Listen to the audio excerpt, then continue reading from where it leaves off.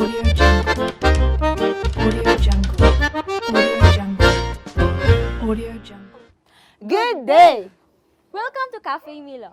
My name is Chabs and she is Charlie, and we're addicted to baked goods.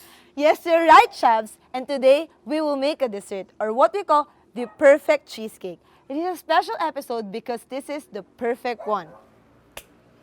Before anything else, let's talk for a second about the cream cheese, which is the prime ingredient of today's episode. Cream cheese is the key to a silky and luscious cheesecake. So right now, we will start this step-by-step recipe that will help our viewers make a creamy, no-fail cheesecake na lahat tayo ay gustong-gustong matikman. So for our first step, let's introduce the ingredients. And here's what we need. For the cheesecake, butter for coating the pan, 2 pounds full-fat cream cheese, 1 cup granulated sugar, 1 tablespoon cornstarch, 1/8 teaspoon salt, 1/2 cup sour cream, 2 teaspoons freshly squeezed lemon juice, 1 teaspoon vanilla extract, 3 large eggs, 1 large egg yolk. On the other hand, for the crust, 3/4 cup crushed grahams and 5 tablespoons of unsalted butter. Now, let's get to the fun part of this video. We will start the making of the perfect cheesecake na mga ka-sweet toothsicles. So for the first instruction, heat the oven and soften the cream cheese. Then get the blocks of cream cheese out from their boxes and let them come to the room temperature on the counter while preparing for the crust for about half an hour. And we're done with the very first step. We are now getting heated as we move on to our second step, mga ka-sweet toothsicles. We will now coat the pan with butter. After the coating of the pan with butter, we'll wrap the pan in foil naman. We just have to cut 2 large pieces of foil, then place them on our work surface on top of each other in a cross position. Let's set the springform pan in the middle. Fold the edges up and around the sides of the pan. This step helps us give extra protection against the water that will get into the pan during the water bath step that we'll do later on. We are now preparing the foundation of our dessert, which is the crust. This may be the most intricate part to make this cheesecake perfect. So let's start baking our very own graham crust. Be careful not to tear the foil.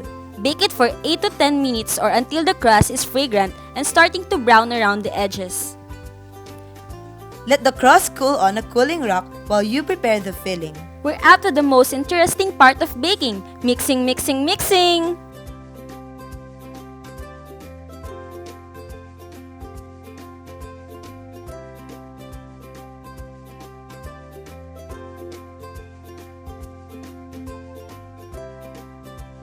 Malapit na nating matikman ang ultimate perfect cheesecake, mga ka-sweet toothsicles. Let's now pour the batter over our cooled crust. Now we're getting there na, mga ka-sweet toothsicles. Let's transfer na the pan to the water bath. Ilipat na natin yung pan sa roasting pan o kaya sa ibang baking dish na meron kayo dyan sa kitchen nyo. Right now, we will bake the cheesecake na. It will usually take 55 to 60 minutes cooking time for a 9-inch pan, but if you use a 10-inch pan, it will usually take 50 to 55 minutes. For the final and last step, let us now top the cheesecake with our desired toppings. Unmold it and you may now serve it. You are now armed with the knowledge you need to make the best cheesecake ever. Use our recipe shown on the screen below, or you can download it on our Facebook page at Café Miló PH. Just apply these steps and techniques to your next cheesecake. Either way, cheesecake bliss awaits! What's the point of having a sweet tooth if you don't use it, right? You're right, Charlotte, so don't be afraid to help yourself to something sweet. Happy eating, mga ka-sweet toothsicles! See you on our next sweet episode! Bye!